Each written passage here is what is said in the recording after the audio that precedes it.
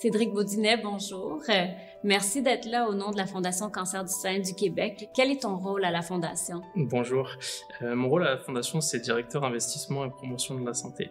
Je dirige l'équipe qui propose des services à destination des personnes qui sont touchées, mais aussi investit financièrement dans des projets, que ce soit des projets de recherche ou des projets de services à l'extérieur de la Fondation. Ça fait longtemps que La Vie en Rose collabore avec la Fondation.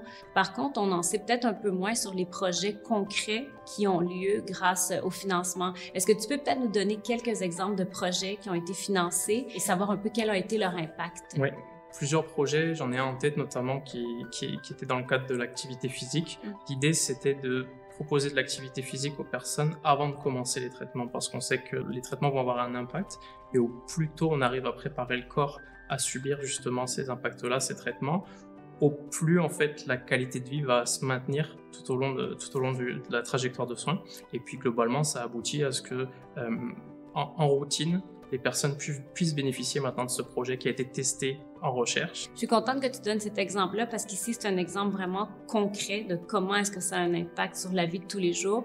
En ce moment, vous travaillez sur un projet de recherche qui a été financé donc par la Fondation des Roses de l'Espoir. Est-ce que tu peux m'en parler un petit peu? Oui, c'est un projet qui est un projet sur du médicament. Donc l'idée, c'est de trouver un médicament qui serait dédié au cancer du sein métastatique.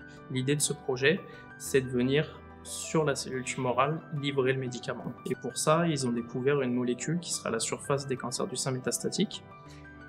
Et cette molécule, l'idée de leur projet, c'est de venir conjuguer une molécule de médicament à une protéine qui viendrait cibler la protéine qui est à la surface de la molécule de la tumeur et donc venir directement livrer le médicament sur la cellule tumorale.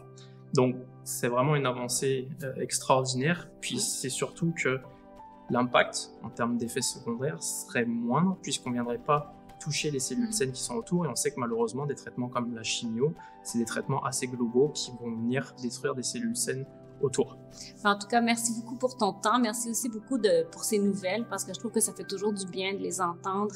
Ça concrétise un peu ce qu'on entend sur l'expérience du cancer du sein, puis je trouve que ça diminue un peu la peur. Puis ça, c'est vraiment important. Vraiment, il faut l'avoir en tête. Merci et merci à La Vie en Rose.